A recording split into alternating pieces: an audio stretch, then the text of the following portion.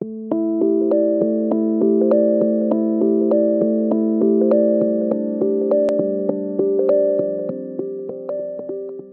evening, ladies and gentlemen. My name is Devra Davis. I'm the Dean of Engineering here at the University of Melbourne, and it's a real pleasure to welcome you here to the last Dean's Lecture of the year. Today's lecture is sponsored across the Faculty of Science, Faculty of Medicine, and Faculty of Engineering because of its topic. Let me first start with acknowledging the traditional owners of the land on which the event is taking place. That is the land of the Wurundjeri people, and we pay respect to their elders, their families, past and present.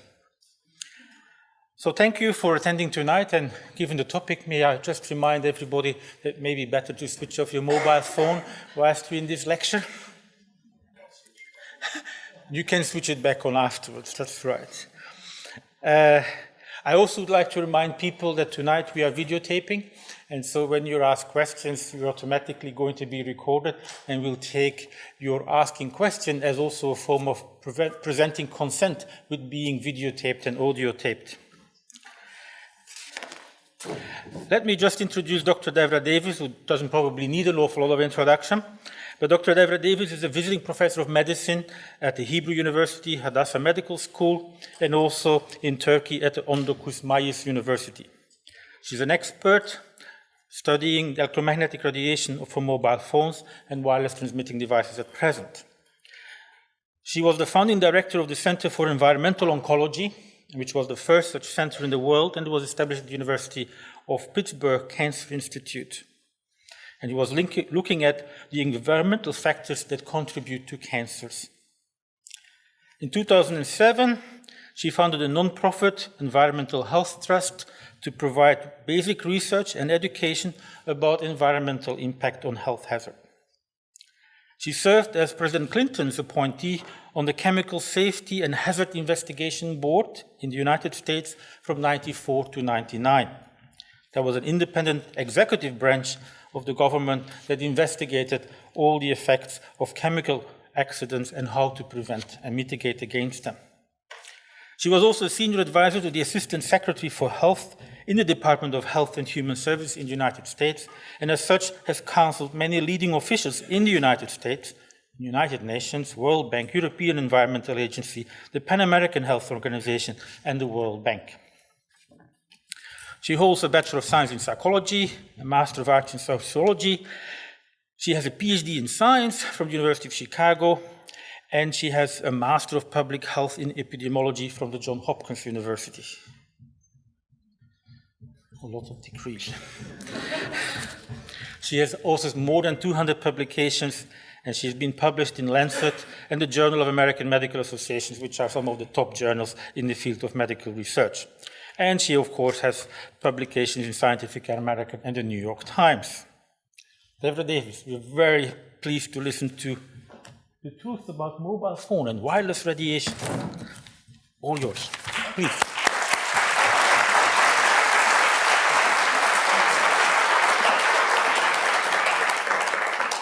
Thank you very much, Dean Mariels. I'm honored to be here. It's a privilege to see so many of you. I must say I'm thrilled to be at this great university, which has a tradition of open and democratic discussion, and I look forward to having a frank and full conversation, as we say in the diplomatic world, because the issue I'm going to talk with you about is there isn't one truth. Of course, truth is a relative term. At one point, the truth was the world was flat. When we talk about truth in science, of course, it's always relative. But there are now more than 6 billion cell phones in the world today, 8 billion wireless transmitting devices, more than 50 billion are anticipated to form the Internet of Things, and we have to recognize that we don't know a lot about the public health and environmental effects of this form of radiation. You've mentioned some of my career. I won't go through this in any great detail, but I would say to you that probably the most important thing I did, and I see many people in this room aren't even old enough to remember it, but a long time ago, you used to have smoke on airplanes. People could smoke tobacco on airplanes. And I was involved as a young scientist in the committee that actually reviewed the data and recommended that there be no smoking on airplanes. You may be shocked to hear that it was even a question for science at the time, but it was. And when I look at what we know now about mobile phone radiation, I see some very interesting similarities, because there were a lot of questions that were raised about the safety of tobacco on airplanes. And they were, in fact, legitimate questions, things we did not know. There are a lot of important questions to be asked about mobile phone radiation today, without any doubt.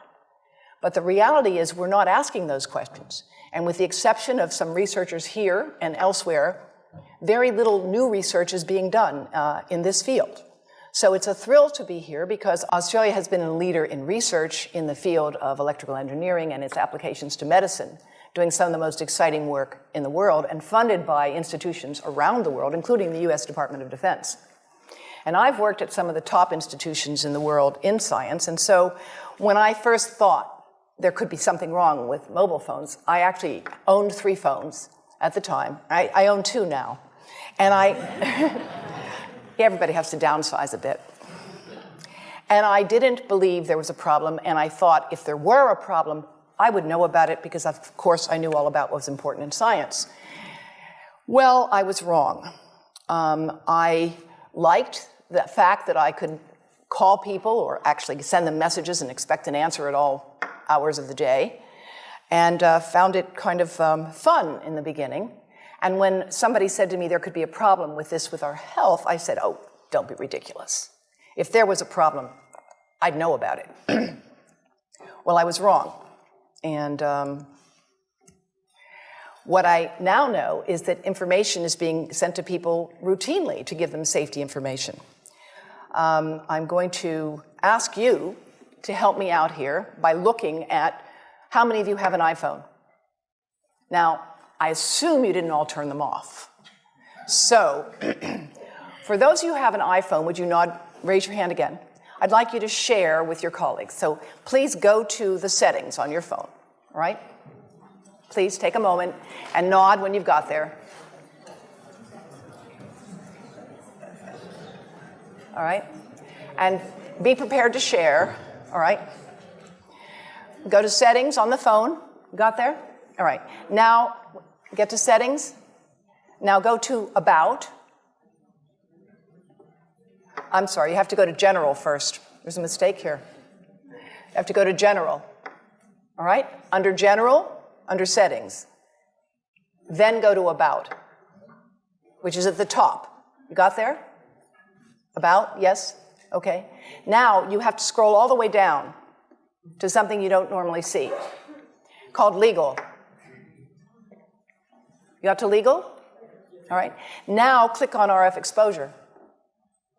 Now you can read it later, but it's basically telling you that you need to know that you cannot keep the phone directly next to your body without exceeding the as-tested exposure guidelines. And by the way, the iPhone does it. I happen to know how to find it on the iPhone. I'm just learning the Android system myself. But all smartphones come with some information that basically says, don't keep the phone in your pocket or you will exceed the as-tested exposure guidelines. Now, how many of you knew that before today? Well, this is a very well-informed audience relative to others. I want to thank Telstra because they actually are now giving people this information. And by the way, they're one of the first telecom companies in the world to do this. So I actually think it's a good thing. They're sending this message. How many of you have seen it? How many of you have actually looked at what it said? Well, here's what it says. This is what it says. And like most of you, I found messages like this annoying, but the reality is Telstra is telling you to use a hands-free device to keep a mobile phone away from the head and body to reduce mobile phone exposure. So that's a good thing. But on the other hand, I think that we all need to do better to give people information so that you have knowledge about how to reduce exposure. And I'm going to explain to you why we need to reduce exposure. Let's go back to almost 20 years ago when standards for cell phones were first set up. At that time, it was believed that the only thing you had to worry about was avoiding heat. That was the only effect you had to be concerned about. And so they employed the head of a very large person, a 220-pound male, who was at the top 98th percentile of military recruits in 1989 in the United States. And they set the standards to avoid heating up that fellow's brain after a 6-minute phone call. Now, there's probably 1 or 2 people in this room with a head that size. But the rest of you, like most of the world, have much smaller heads and relatively smaller bodies. And this standard, which is very much out of date, doesn't take into account the fact that people the size of these 2 bright young people here in the front row are using these devices today with no thought that maybe they're getting exposed to levels of radiation that have not been evaluated for their safety in young developing brains. Now, the electromagnetic spectrum, this is information from ARPANSA, actually goes all the way from the invisible to the visible, ionizing radiation, gamma rays, X-rays over here, and light here. This is from ARPANSA. You will see here they say FM radio, microwave oven, radiant heat.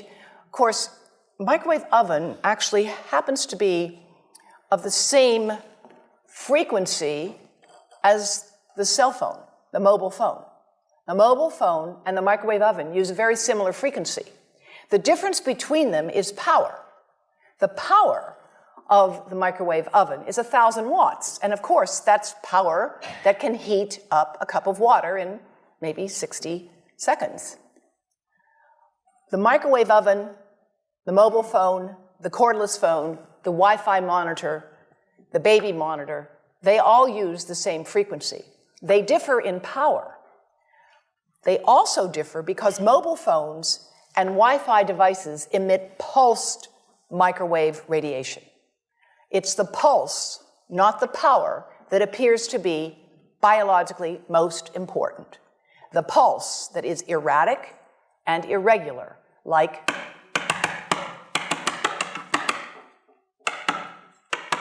for thousands of minutes a month, for dozens of hours a week, over a lifetime, that irregular pulsed signal may be much more biologically important. And in fact, the continuous wave signals have a lot of therapeutic effects as are being applied in medicine today.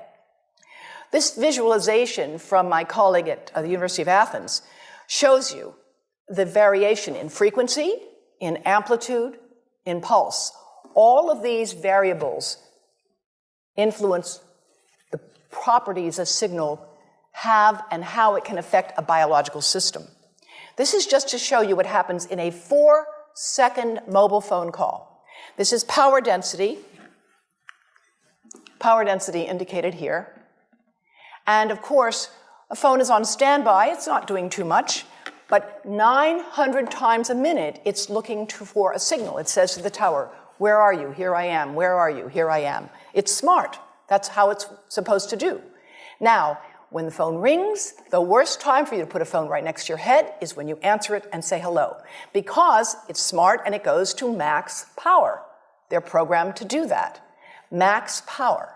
Now, it's going to go to max power. You're going to listen, and then it will go up and down and up and down. And again, it's that variation. It's the delta. It's the cumulative integrative dose under the curve over a lifetime of exposure that looks to be biologically important.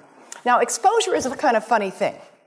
There's a rather widely distributed paper by Ken Foster and C.K. Cho that said that the exposure of an adult and the exposure of a child is identical, and therefore there's no real difference in how the radiation might be affecting them.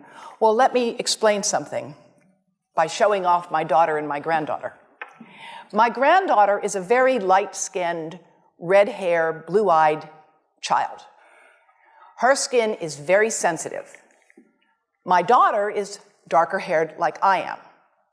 If they have sunscreen on, they still will get a different dose of ultraviolet light, even though they have the same exposure. Because the exposure may be uniform, but the amount they will absorb differs because the properties of the skin, the property of the eye, the thinness of the skin, and a number of other variables. And those same things are relevant when it comes to thinking about cell phone radiation. Now, way back in the dark ages, when the standards were developed, two-dimensional modeling showed that children and smaller adults might absorb more radiation than larger adults. And this was scalar modeling that has now been superseded, done by Om Gandhi in 1996. Interestingly, and this is why I'm really delighted to be here, Dean, when he did this work in 1996, he was working with support from Motorola and the Department of Defense. And after he published this, he lost all his funding. That's why I'm really happy when you told me that Australia is not America. Because I think you have an opportunity to do something here in this great country. You have a tradition of independence in science and in this country that we do not have, unfortunately, on this issue in the United States. So Professor Gandhi, with whom I'm collaborating now, updated his work in 2002, here showing you that a smaller adult head here, you see the amount of exposure is quite similar, but because the head is smaller, it will absorb proportionally more.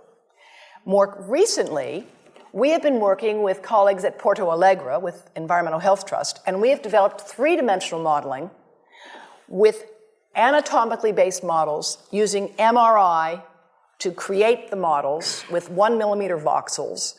And what we have done is to show the difference in radiation dose in heads of different ages and sizes. And I'll just show you one example here, coming from our colleagues at the Swiss National Institute of Technology, the ITIS, which have produced some of the most brilliant work in the world in this field. And they have shown here, of course, that there is going to be greater exposure, absorption into a younger head versus an older head.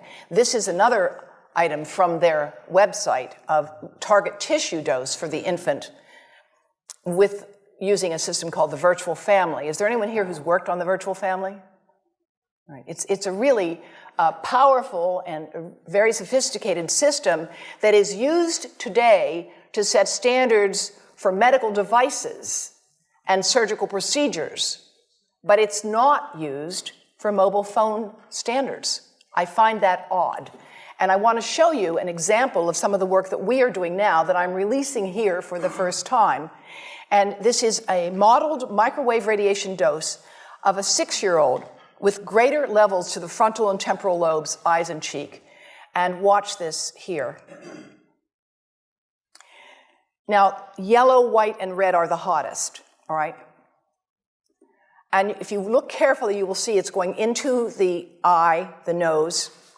Do it again, just so you'll get to see it. And partly into the brainstem.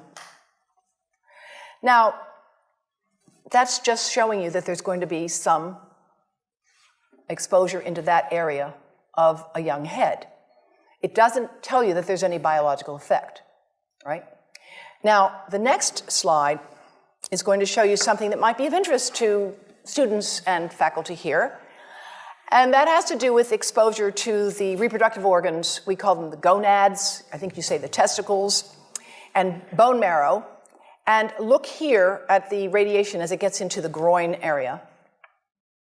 And that's just from having a mobile phone modeled into the pocket. And this, again, is based on normalized SAR with I think we had a dipole antenna. And there are many different variables you can alter in coming up with this kind of simulation, right? The number of antenna, whether it's GSM, CDMA, whether it's simultaneously operating only one antenna or more than one. But we believe that this is the kind of work that needs to be done and that this institution might be in a position to do it. And my colleagues from Brazil would be happy to share with you the modeling that we have done to date to generate this. But based on this work and other studies that have been done around the world, the United States magazine Consumer Reports recently recommended that nobody keep a phone in their pocket. Nobody. And in fact, if phones were tested in pockets, they would exceed the as-tested exposure guidelines, which is why Telstra has recently issued that advice. Now, when it comes to pregnancy, we're working with Yale University and more than 100 physicians and experts in the United States and around the world who are specialists in pregnancy, and we have been modeling exposure to the head at the end of pregnancy. And at the end of pregnancy, when of course the head, as any woman here knows, is right at the surface, if you're lucky it's at the surface and it's not facing the spine, then you can get the greatest exposure because of course the skin is completely permeable to this radiation exposure.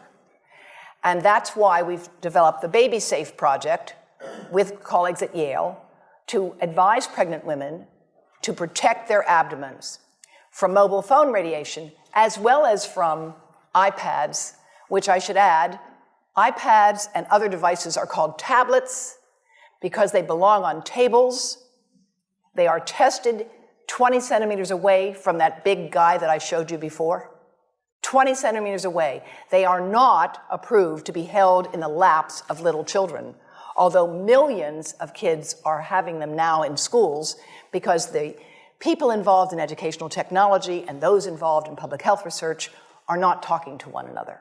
Because if they were, they would understand that you're giving children a two-way microwave radiating device, and if you must give them such a device for learning purposes, put it on airplane mode so that it's not sending and receiving signals as it does otherwise.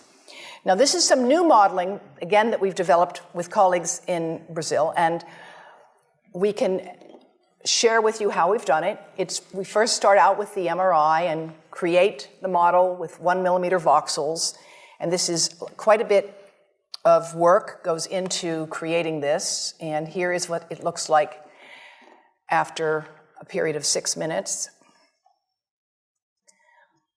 That's really not as bad as it might look because you see the red area only gets partway through the eye of the adult, right?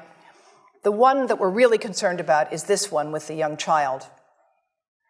And this is a 3-year-old brain that we modeled.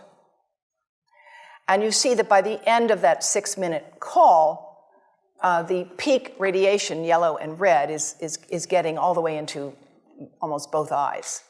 And again, this is one call, and it's not going to kill anybody. It may not cause any biological effect whatsoever for 1 call or 2 calls or 3 calls. But the question is, what's the cumulative impact of this kind of exposure? How do we evaluate it? How do we study it? The problem we face is that right now, we're in the midst of an experiment on my grandchildren and your children, and we don't have anybody to compare them with. We don't have a control group in science. When you are given a drug, it's usually been studied where some people get the drug and some people don't get the drug, and they're called the controls. And then you see whether or not those who got the drug are healthier than those who did not. And when you get results, you can conclude, if there is a difference between the exposed and the control group, that your drug has worked. Well, when it comes to mobile phone radiation, we've lost our ability to have a true control group. Even now with young children, more than half of young children today have access to these devices. And I read this morning in the Age that something like 13% of children age 2 can order their own apps. I mean, I find it hard to imagine how a parent would give a child age 2 a device which was allowing them to order their own app. So, where are we with respect to research on infants, toddlers, and young children and pregnancy? Well, there's almost no research underway, which again is why I'm delighted to be here to talk with you about what could be developed. Believe it or not, this is the iPotty. Now, this is not a joke. I have actually talked to grandmothers, I'm one of them. My grandchildren did not have an iPotty, I promise you. Their father sometimes acts like he did. A lot of people today take devices into the bathroom all the time, but there are actually young children who will not go to the potty without their iPad. Does anybody know anybody like that? Any kids? Yes. Is that amazing? And nobody's even thinking about this as what it might mean for radiation exposure. And Parent Magazine called the iPad the best babysitter. I mean, if you need an iPad for a babysitter, you need to rethink having children. I understand giving cranky children something to distract them on a long car trip. But please, put it on airplane mode. Don't think that you're doing something good for your child if you hand them a device and it's a two-way microwave radio. Now, I want to show you something that you may find hard to believe, but of course, anybody who's been around babies lately knows that this is what they do with anything you give them. That's how they learn things. They put them in their mouths. But this is something that you have to watch to believe it.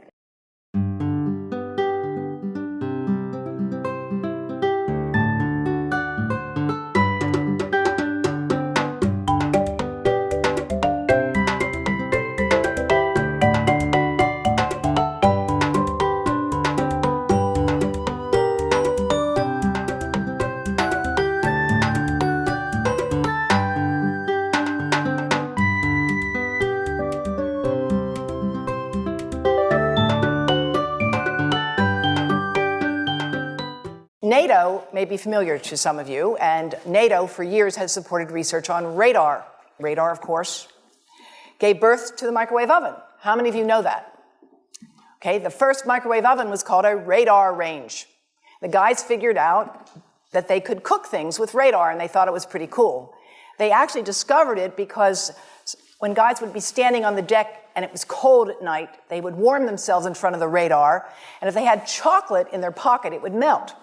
So that's how they decided to figure out what would happen if you beamed radar at things like hot dogs and corn, and soon enough that gave birth to the radar range. But women didn't like the idea of cooking with radar. Guys thought it was pretty cool. So they rekindled the name to microwave. It sounded dainty and more palatable. And nowadays a microwave oven is a staple around the world. Experimental studies have been supported by NATO on radar for years, and one of the laboratories they've supported is that of Professor Nesrin Sahan and her colleagues. And the Environmental Health Trust convened an international conference with her laboratory partners and the Ministry of Health of Turkey in 2011, and I want to show you briefly some of the work that developed from that laboratory. This is showing you cellular damage that occurred in animals that were prenatally exposed to mobile phone radiation that was produced by a computer simulating the mobile phone exposure under controlled conditions, right? So, because you can't really get rats to make phone calls. You've got to model the exposure. And what they did is they measured in, these are your controls that you compare things with, and these were the exposed. Prenatally exposed, just 15 minutes a day for 7 days. Not much exposure. But these are small animals, and they grow within 3 weeks. They reproduce. And what they were able to study was changes in liver malonaldehyde, which is a measure of peroxidation, is a measure of damage to the liver, right? So these animals basically had significant damage to their liver if they had been exposed prenatally compared to controls. Now, another group in Turkey has looked at prenatal effects on the brain and the testis. And, a lot of countries, this is a very important research that has been done here. And they looked at counting the number of cells in certain areas of the brain, the hippocampus, which is a critically important part of the brain. And since I see there's a lot of non-expert here, and let me just explain that your hippocampus is pretty important to things like memory, balance, things like that. So studying effects on the hippocampus in animals is kind of a good way to anticipate effects that might develop on intelligence and other things. And they looked at newborn rats after they had been exposed prenatally and compared those who were exposed to those who were not exposed. And they looked at their brain cells, the number of cells, their shape, etc., with established methods for testing this. And this article was published in Brain Research, which is a relatively high-impact journal. And what they showed was that prenatally exposed newborns have basically fewer cells in the hippocampus. Here's the exposed, missing some cells, and here are the controls, which they're compared with. And you can see here that these cells are, there's more of them. Here they're more scattered. And in fact, they did another test of memory Now, how do you test memory in an animal? You don't have them fill out the crossword puzzle. You test memory in an animal with well-established protocols of learning. You teach them to run a maze and get a food reward, and you see how long it takes them to do that. And what they did, it's a radial arm maze. They trained these animals who were starving to get a food reward, right? And after they did that, they then saw how long did it take them to learn this if they had been prenatally exposed to mobile phone radiation. And what they found was that newborns that had been exposed took 3 times as long to find their way out of an experimental maze and made twice as many errors. And this, again, is a statistically valid method for evaluating learning. Now, closer to home, so to speak, between the brain and the testis, studies have been done here in Australia at Newcastle by a fellow who's now the pro-chancellor of the university. And these studies have been done taking sperm from healthy men. And one test tube gets exposed to cell phone radiation, and one test tube is not exposed to mobile phone radiation. And then the results are evaluated. And this is a measure of vitality. We measure how well the sperm swim. This is a measure of motility. This is a measure of mitochondrial DNA damage. They have 3 times as much damage on their DNA if they have been exposed to mobile phone radiation as compared to controls. And now the issue is, why does it take 500 million sperm to make just one healthy baby? It takes a lot of sperm to make a healthy baby. The answer is because sperm don't know how to ask for directions. But they are easy to study. And these research has been done in India, in the United States, at the Cleveland Clinic, and around the world. So many different studies have been done on sperm damage associated with mobile phone radiation that in the 7th edition of the textbook, Biostatistics in Medicine, Stanton Glantz concludes that the evidence linking mobile phone radiation to sperm damage is causal, meaning there clearly is a cause of damage to sperm from mobile phone radiation. Now, we have a lot of uncertainties in this field. The truth is, we have a lot of uncertainties, but not about sperm. There, the evidence has become rather strong, and it's become clear, so clear that the Indian government has issued warnings about this, that clinics that deal with reproductive problems are routinely advising young men to get those phones out of their pockets, recognizing that this is a hidden hazard to healthy reproduction. This is the data from the Cleveland Clinic showing that men who keep cell phones in their pockets the longest have the lowest sperm count. And again, there are many other studies with similar results. So we can debate legitimately the question of brain cancer, and I would welcome an open and honest debate about that question. But when it comes to issues like this, there really is not much to debate. And it's interesting that the research on this issue comes from people who are expert in male fertility, who started to treat men at infertility clinics and noticed that this was a major contributor to their fertility problems. Now, experimental studies have been done also in India to confirm this kind of damage, not just looking at prenatal exposure or early life exposure, but taking middle-aged rats, 70-day-old male rats, that's middle age for a rat, and exposing them 2 hours a day for 45 days to a computer-generated mobile phone signal. And those results show lower testosterone, which is a very important hormone for a male. Men and women both have testosterone. Men just need a lot more of it. And also increases of DNA damage as measured by certain enzymes. And the offspring had lower fertility. And this is just to show you, this is a normal testis. You see the boundaries, the cell wall. It looks very nice. And this is after microwave radiation exposure. So there are some pretty stunning images that have been generated in the basic biology literature when it comes to these kinds of effects. Now, the breast. The breast is mostly fat, contains a lot of fluid. Things that contain fat and fluid cook faster in the microwave oven. Now, a cell phone can't cook anything, all right? Mobile phones do not pop popcorn. That was a fraud. They don't make any heat that we know of, otherwise they wouldn't be permitted. But they do go through things that contain fat and fluid. And we are now working at Environmental Health Trust with scientists at the University of California, San Francisco, scientists at formerly the president of the American Cancer Society of California, because we are seeing women who keep cell phones in their bras. Has anyone seen a woman put a cell phone in her bra? Hands up, please.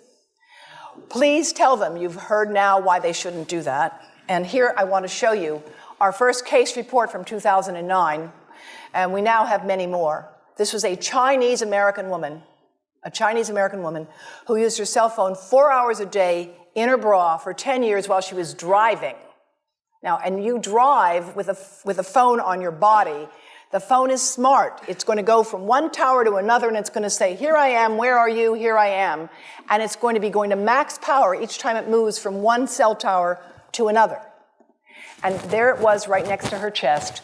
And the tumors that developed right under the antenna of the phone. Unusual tumors. Well, you know, that's a very good question. Does it apply to males who would put the phone in their breast pocket? We actually have cases now of men with unusual skin cancers or unusual growths where they've kept their phone in one place.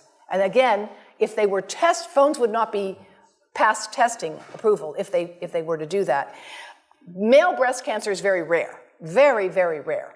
But we are seeing some reports of cases. And here, unfortunately, this is an MRI of a young woman, a very brave young woman named Tiffany France. When she was 21, she's now 22, she developed metastatic breast cancer. This is metastases into her chest wall right here.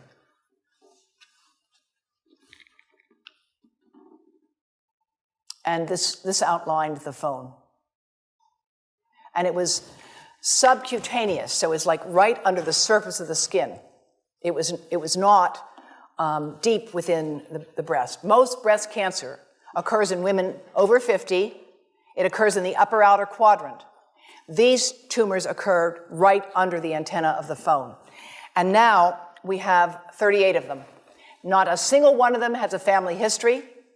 None of them has inherited the defects that we know increase the risk of breast cancer. They have multifocal tumors. That means they have more than one tumor, and the tumors are located under the antenna, sometimes just right in the center of the chest. So we're collecting information because that's what we do in science. But we want to, in the meantime, issue precautionary advice because that's also what we do in public health when it comes to setting public policy. When it comes to further work on the prenatal impacts, my colleagues at Yale University have taken mice, exposed them to mobile phone radiation, and they have found significant effects on those mice's behavior as adults, all right? Prenatally exposed mice have hyperactivity as adults. And these are some of the data. They have worse memory, they're more hyperactive, they have more anxiety, but they don't have much fear. It's kind of interesting. And because of that, that is why we've developed the Baby Safe Project, working with colleagues at Yale University and around the world. Now, how many of you had heard that in 2011, the World Health Organization had reviewed all of the evidence and decided that mobile phone radiation was a possible human carcinogen? How many people had heard that? Okay. It's interesting that that information isn't more widely known, and we can explore the reasons for that perhaps at a later time. But the fact is, the group that reviewed this evidence for the World Health Organization looked at all the evidence at the time in 2011. And at that time, they said it's important to conduct additional research and it's important to take pragmatic measures to reduce exposure. Now, that's why it's wonderful that Telstra is giving this advice, but we are not conducting additional research. And in fact, the World Health Organization itself is no longer conducting a leading study on brain cancer and mobile phones. Environmental Health Trust, the organization that I head, published an article in 2013 saying that we think that mobile phone radiation is a probable human carcinogen. And I want to show you briefly the reasons why we reached that conclusion. These are studies published since the World Health Organization IARC review in 2011. So these are newer studies. Here, Hardell from Sweden and Serenat from France. And what these are showing you is that the relative risk of developing brain cancer with more than 1,640 hours of lifetime use of a phone is almost 3 times higher compared to people who did not use mobile phones. Now I know this seems like very confusing. These numbers don't make a lot of sense to many of you, but really the way you get these numbers is it's like waiting for the grass to grow. You study people who have brain cancer and you compare them with people who don't have brain cancer, but they're otherwise similar. They're your controls, and you compare the people with brain cancer to those who don't have the disease, and you ask, well, do you remember whether you talked on the phone? It's not a very precise science. Actually, there's a lot of problems with what are called exposure misclassification. It biases you toward the null hypothesis. The reality is, it's a very poor way of doing research, but we don't have an alternative at this point. And what we need to do is to get the cooperation of telecom industry to get billing records. So we actually have real data instead of asking people to remember how much they use their phone. That's something that, again, you might be able to do in Australia, but I can tell you we can't do it in the United States, that's for sure. In France, they were able to do it a little bit better, and they were able to get these data here. And interestingly, if people started to use phones regularly before age 20, as most of the world is doing now, there was 4 to 8 times more brain cancer after they had passed 10 years. So now, why is there no increase in brain cancer that we can find in the general population today? Because there is not. And after all, if mobile phones really are important, why don't we have an epidemic today? Well, let me tell you why. First of all, brain cancer takes a long time to develop. How do we know that? We know that because when the bombs fell at the end of World War II, there was no increase in brain cancer in the survivors who had been studied. No increase at all. Until 40 years had passed. It took 40 years for an increase in brain cancer to show up in that highly exposed population. Now think about this.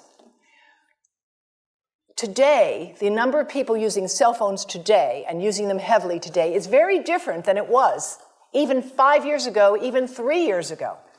Now you're being encouraged to have unlimited talk and text, right? You didn't have unlimited talk and text 5 years ago or 10 years ago. So the uses and the users of phones are changing radically. In fact, most epidemiologic studies find no increased risk of brain cancer from mobile phone radiation. They don't. Until 10 years of heavy use. And by the way they define a cell phone user in these studies, I'm not making this up, is somebody who makes 1 call a week for 6 months. Yes, yes. 1 call a week for 6 months. That was the definition in these studies, which, by the way, don't find any increase. All right? So I'm not saying this to say that they did a bad job. I'm saying that we are challenged here with how do you do a study of something that's rapidly changing while you're studying it. The technology has changed.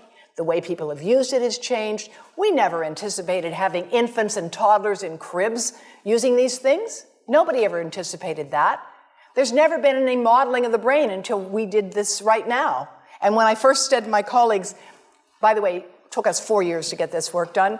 And 4 years ago, I said, let's do that modeling. And they said, what are you talking about? Why would anybody want to model an infant or a 3-year-old using a mobile phone? I said, you wait, unfortunately. And so now we have a market, because the adult market is saturated. Australia already has more phones than people. It does. And so the market expands to the infants and toddlers. Now I want to share with you some of the work from my colleagues in India. Dr. Sharma is the Senior Deputy Director General of the Indian Council of Medical Research. And this work, Malka, I think will be of great interest to you because of the work on honeybees. We don't just have to wait for brain cancer to take 40 years to come up with answers. Honeybees have the advantage of being relatively easy to study, and there actually are established protocols for doing this. And I'm going to share with you some of these data, and they have been developed by colleagues from a number of countries. Honeybees have different characteristic dance patterns, and they have different jobs. There's the worker bees, and there's the bees that make the honey, and there's the bees that protect the queen. And I don't know all the details, but here's what I do know. If you try to study these under controlled conditions, you can take hives and put a mobile phone in some hives and a mobile phone in other hives that's not on. And what you can find is that after exposing the honeybees to an operating mobile phone, the workers don't come back to the hives. Now, this ought to be of great concern because agriculture depends on honeybees. I think you in Australia have a new business that's developed, I know it in the United States, where people drive trucks around with hives in it to fertilize crops. Have you heard of this? They drive them around because the honeybees are disappearing. Now, there are many different factors that affect honeybees. Climate is certainly one, pesticides is certainly another, but mobile phone radiation could be yet another, and we certainly need to find out if that is the case. 10 minutes of mobile phone radiation daily for 10 days, worker bees did not return to test colonies. And this would be something that could easily be replicated. So now we have to deal with the reality. There are many inconsistent results. I'm not just skimming the cream here and showing you the positive ones. There are a lot of studies that find nothing at all. Nothing. Why? Well, first of all, sometimes they study different cell cultures. So if you're looking for adult cells, they may be much more robust than if you're looking at neuronal stem cells. And that turns out to be the case. Sometimes they're using different exposures. If you're looking at continuous wave versus digital pulse signals, if you're looking at a square wave versus a sine wave. There's also another fact we have to talk about, which is yet another reason why I'm glad that Australia is not America. Sponsored research, this is to put it politely, can induce publication bias. Another way to say this is that where you stand on an issue depends on where you sit and who's bought your chair. And there's a tremendous amount of sponsored research by people who are hired to do studies to find no effect. And that's plagued this field in a number of countries, including within the government itself. So I don't know about the details here with Arpanza, but I can tell you in the United States today, the gentleman who is directing the Federal Communications Commission, Tom Wheeler, was for 10 years the executive director of the Cell Phone Telecommunications Industry Association. And now he's in charge of regulating those devices. So it's challenging to have a neutral playing field under that circumstance. One example, the US Congress asked for a study of what needed to be done on mobile phone radiation in 1993, in 1998, in 2002, in 2012. That's how many times they've asked for that study to be done. So each time a study is done, and each time the conclusion is reached, we need more research. We need more research. Well, that's my bread and butter. Of course we need more research. But if instead of funding the research, all you're doing is calling for it, then it becomes a bit of a smokescreen. So that's part of our challenge on this issue. It's a lot easier to call for research than it is to carry it out. This research is hard to do. It's not simple. There are real complexities to this field. Unfortunately, at least in the past, industry had a very clear strategy. And in my book, Disconnect, I document and quote in the new afterword that in 1994, when industry first became aware that there were studies suggesting that mobile phone radiation could damage brain cells of rats, a memo was written to, quote, war-game the science. War-game the science. This issue is far too important to be gamed. It's not a matter of war. It's a matter of the future health of your children and grandchildren. And that's why it's really a special honor for me to be here today to talk with you about what could be done. Here are some of the policy responses that have developed so far. There are right-to-know laws and policies. Labeling is spreading. Headsets must be provided with all phones in a number of countries, and I'll get to those in a moment. There are changes in hardware and antenna design and software, operating systems that can be developed. And there are also changes to what we demand for proof, of evidentiary burden. Any lawyers here? Right. So the evidentiary burden that's being required for proof of harm is changing. Do you really want to have to prove that there's a significant increased risk of brain cancer before taking steps to reduce exposures to prevent that harm from happening? That's really the question. How much evidence do we need before taking precautionary steps? And that's what brings me back to my days at the National Academy of Sciences when we seriously looked at the evidence on passive smoke and airplane travel. We only finally took steps to act when it became clear that children of smokers were hospitalized more often. That was the evidence that we had to have. And I would suggest that at this point, we should be able to do better as a civilization. We start with, we need standardized ways to evaluate things. There is no standardized metric. That's something you could develop, at this school in particular. One of the other things that can be done, which our colleagues in India are doing, is to create cross-sectional surveys. In this room right now, you could divide this room up into people who are high, medium, and low cell phone users. There's probably nobody who doesn't have a phone or who will admit to it right now. But if you did look at people cross-sectionally and you looked at their memory and their reaction time and their reproductive health, you would learn a lot from that. And they are doing that now in India, and we'll talk some more about that in my conversations I'll have with some of the faculty later on. In the meantime, some schools are promoting wired school programs with shared banks of computers. And public educational efforts are really proceeding to let people know you shouldn't have to find that information buried inside your phone. I mean, come on. That's not fair. Parents, teachers, and health professionals should be informed, and they in turn can work with students to make sure people are using technology in as safe a way as possible. Now, here's some of the other policies that have been developed. In France, there's a ban on advertising to young children, under age 12, by the way. All cell phones have to be sold with earpieces.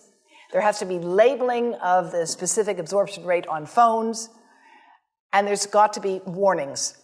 In India, they've lowered their tower limits to 1/10 that of the international standards, and they have official guidelines for cell phone use, using headsets and speakerphones. The Supreme Court in India has actually ordered a number of towers to be torn down. But it's a very tough battle to have to fight. Rather than having to get a tower torn down, there ought to be siting rules and policies that make sense. And in many countries, there are no real sensible siting policies. Israel, which is a country that has a lot of important issues to deal with right now, has a National Institute on non-ionizing radiation. They say no Wi-Fi in kindergarten. They prefer wired over wireless in schools. All phones, again, are to come with headsets and safety. And no advertising with children. In Belgium, the law has been implemented as of 2014. It was passed in 2013. No phones are to be designed or sold for children under the age of 7. Again, all handsets must be sold with headsets. And the sale to young children is specifically prohibited. Canada has issued practical advice as well. And I don't go into any more details here. These slides will become available on the website for the university, and we have much more detailed information I can share with you from our website as well. The Canadian Parliamentary Health Committee has urged that there be a recognition that this is a, quote, serious public health issue. And we agree. And I testified before the Canadian Parliament on this issue, and I was pleased to see their report agree with that point. Now, in the United States, a U.S. District Court has recently ruled that even if there is a reasonable possibility that cell phone radiation is carcinogenic, the time for action in the public health and regulatory sectors is upon us. And I think that that is a very important idea that we should all be aware of. Let's not debate the kinds of evidence we have now about brain cancer. I agree, that evidence can be debated. But we have enough evidence of damage, and these other countries have taken steps now. They can't all be dismissed. Berkeley, California has unanimously passed the cell phone right to know law. It's called an ordinance, requiring notification that if you carry your phone in your pants or shirt pocket or tucked into a bra when the phone is on, you may exceed the federal guidelines for exposure to RF radiation. This is a website that has all of the fine print warnings, so far as we know them, available. Environmental Health Trust is working with others to share this information. We hope you'll share it with all of your friends and family. This is the Baby Safe project that we have underway.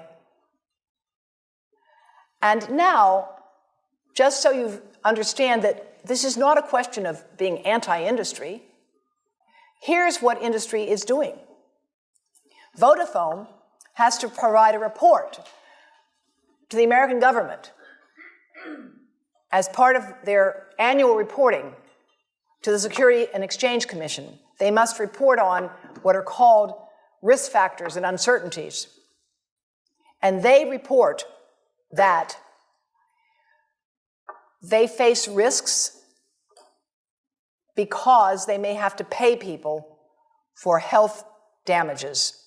The last sentence there, a change to this view that there's no health problem could result in a major reduction in phone usage or major litigation. That's a risk. China Mobile, in their report to the U.S. Securities and Exchange Commission, they had to say, we cannot be certain that future studies will not impute a link between electromagnetic fields and adverse health effects, and because of that, it's a potential risk as well.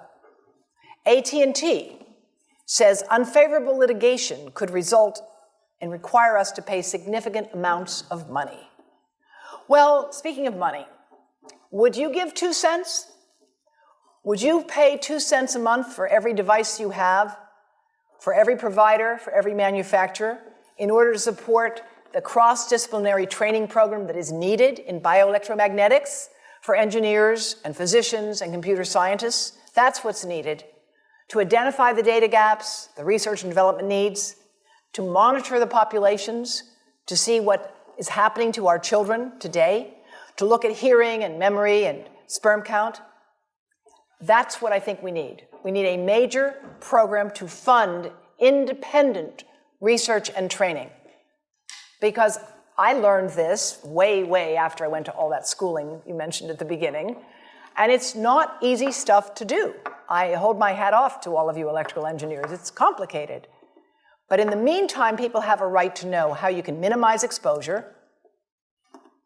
And again, I think This information is available on our website, will be available on yours. Remember, if you have to give a phone to a child, put it on airplane mode. And think about this. That microwave oven, it works because there's a metal box around a microwave signal, and the signal pings all over the place. Next time you get into an elevator or a train for any length of time, put your phone on airplane mode. Otherwise, that signal is going all over the place, magnifying and coming back. Keep the mobile phone away from you when it's on and you are asleep. Now, it takes a village to do a lot of things.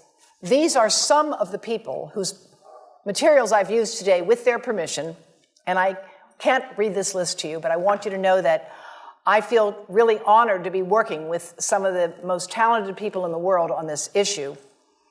And they have given me permission to share these materials with you. And I leave you with this thought from Albert Einstein. The world is not dangerous because of those who do harm, but because of those who look at it without doing anything. So, thank you.